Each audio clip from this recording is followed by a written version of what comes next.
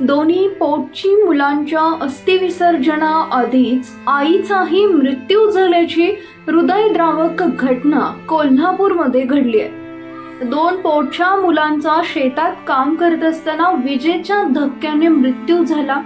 हा विरह सहन न झालेल्या आईचंही हृदयविकाराच्या धक्क्यानं निधन झालंय।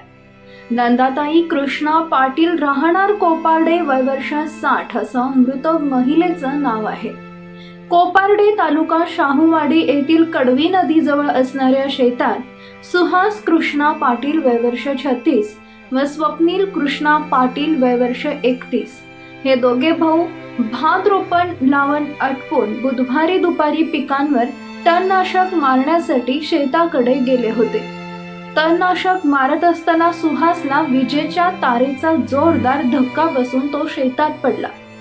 दादा काय झालं असं म्हणत स्वप्नील त्याच्याजवळ गेला असता त्यालाही विजेचा धक्का बसून दोघे भाऊ शेतात निश्चित पडले।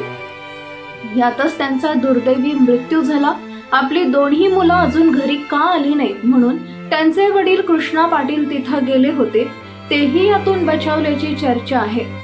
दोन्ही मुलं गतप्राण झाल्याने ते भांबावून गेले। त्यांनी आरडाओरड केली असता गावातील लोकांनी धाव घेऊन त्यांना आधार दिला। दोन्ही कमवती मुलं काळाने हिरावून घेतल्याने आई वडील सुहासची पत्नी हताश झाले होते। आपल्या दोन्ही मुलांचा आकस्मिक मृत्यू मृत नंदा पाटील यांना सहन झाला नाही। आज रविवार दिनांक 6 रोजी दोन्ही मुलांचे रक्षा विसर्जन होते।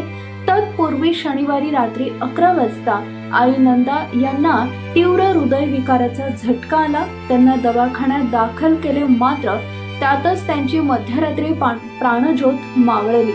एकाच घरातल्या तिघांच्याही मृत्यूमुळे शाहूवाडी परिसरात हळहळ व्यक्त होत आहे। दरम्यान आणि जर अजूनही तुम्ही आमच्या AM मराठी न्यूजला सबस्क्राईब केलं नसेल तर जरूर सबस्क्राईब करा, अपडेट रहा।